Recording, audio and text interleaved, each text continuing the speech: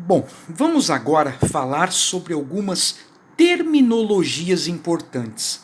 Alguns termos que aparecem dentro de um problema e que vale a pena eu citar, porque eles são tão comuns que vai facilitar muito a nossa vida se tivermos essa compreensão.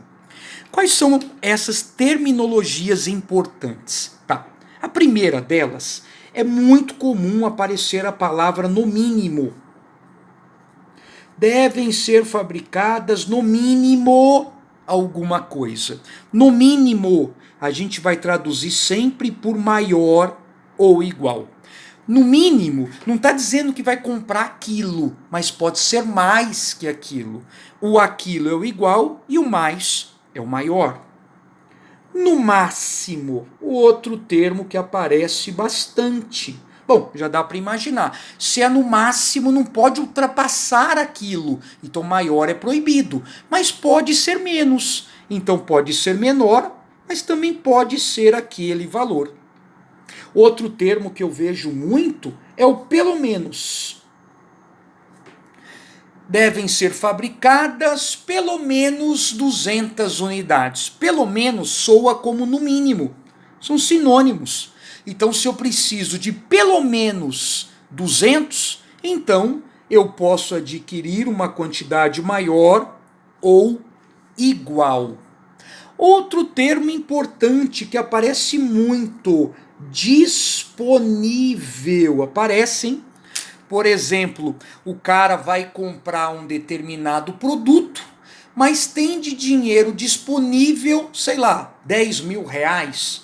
Então não pode ultrapassar. Se é disponível, ele nunca vai utilizar mais do que aquilo que ele tem. Então ele soa como sinônimo de, no máximo, disponível, menor ou igual. Bom, tem outras terminologias que aparecem? Tem. É muito comum aparecer assim também, ó. Não deve ser inferior a. Ou não deve ser superior a. Também aparecem e já dá para imaginar, né? Alguma coisa que não deve ser inferior ou que não deve ser superior, esse não identifica aí que eu vou fazer o contrário. O inferior seria menor, mas se não pode ser inferior, então pode ser maior ou igual. O inferior é só o menor, o que não pode é ser menor. Igual ainda pode, ou maior. Bom, e a outra coisa, não deve ser superior. Se não pode ser superior, então precisa ser o quê? Menor ou igual. Superior não pode. Bom, outra terminologia que aparece é: vem alguma informação, papapá, e você tem que adquirir alguma coisa no total. Ah, então eu estou trabalhando com os brinquedos, eu preciso produzir um mínimo de 50 no total. Gente, essa palavra no total se refere à soma.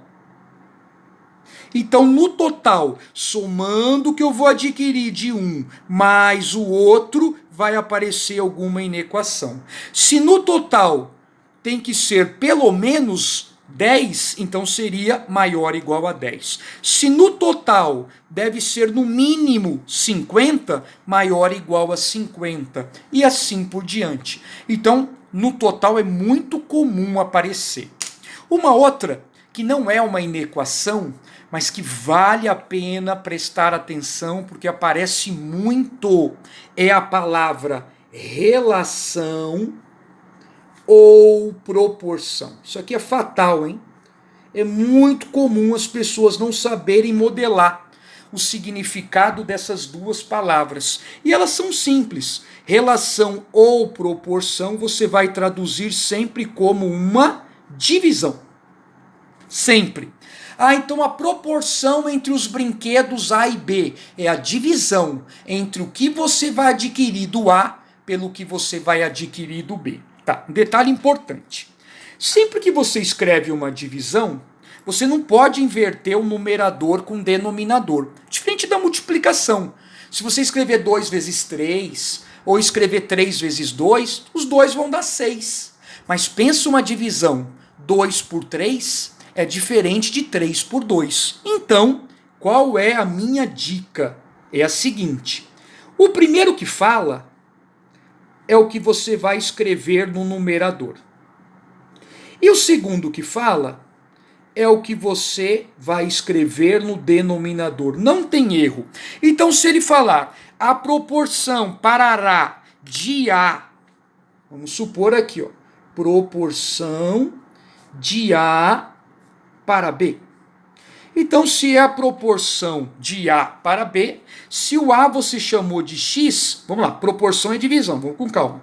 Se o A você chamou de X, então a variável X vai estar no numerador, e a variável Y, né, que é para B, o segundo que falou é o B, se o B for descrito por Y, seria Y. Então vamos supor que ele fale, a proporção disponível é 5, disponível menor ou igual 5. Bom, eu me lembrei dessas 6, né, que são as mais comuns. Caso apareça mais alguma em algum problema, dentro do problema eu vou mencionar. Bom, guarde com carinho esse vídeo, vai te ajudar muito, hein? Até numa avaliação, de repente aparece uma palavra dessa, você não lembra e aqui é o momento certo de você lembrá-la, tá? Para finalizar, toda vez que aparecer uma divisão entre variáveis, você sempre vai melhorar esse tipo de informação. Você deve lembrar que a gente nunca fez gráfico de uma divisão de variáveis. Sempre gráfico de funções do primeiro grau. Então apareceu isso, qual é meu conselho? Passa o y para o outro lado multiplicando, fica x menor ou igual a 5y, tá? Ele está dividindo, vai multiplicando, e passe o 5y para o outro lado. Como, professor? Não vai passar dividindo, gente. Agora você observa que o sinal dele é positivo. Se eu jogar para o outro lado, ficaria com um sinal negativo. E desse lado não sobraria nada. Por isso que também é importante saber esse tipo de gráfico. Quando o valor final é zero. Ele surge principalmente nessa parte que cita proporção ou relação. Aí aqui você já sabe fazer o gráfico. Envolveu duas variáveis, você vai montar uma tabela, vai chutar um valor para y, eu vou chutar 0, 5 vezes 0 é 0, e vai sobrar para x o 0. Deu 0, 0, lembre-se, escolhe uma das duas, eu aconselho a mais difícil, que nesse problema seria o y, e chuta um outro valor qualquer. Procura observar sua escala, hein, gente? Se sua escala for de 10 em 10, chuta no y 10. E aí você troca aqui para achar o x. Aqui seria x menos 10, que é o y vezes 5. 50 igual a 0. E o x seria igual a 50. Esse tipo de gráfico, não se esqueça, ele sempre passa pela origem, que é o 0, 0, e pelo combinado. Eu vou combinar o 50 no x com o 10 do y, e aqui estaria a reta. Então é comum aparecer isso aqui dentro dos problemas, tá? Bom, vou finalizar aqui minha fala. Eu acho que eu dei aqui muitas dicas importantes que com certeza vai auxiliar e muito na resolução de problemas. Guarde esse vídeo com carinho.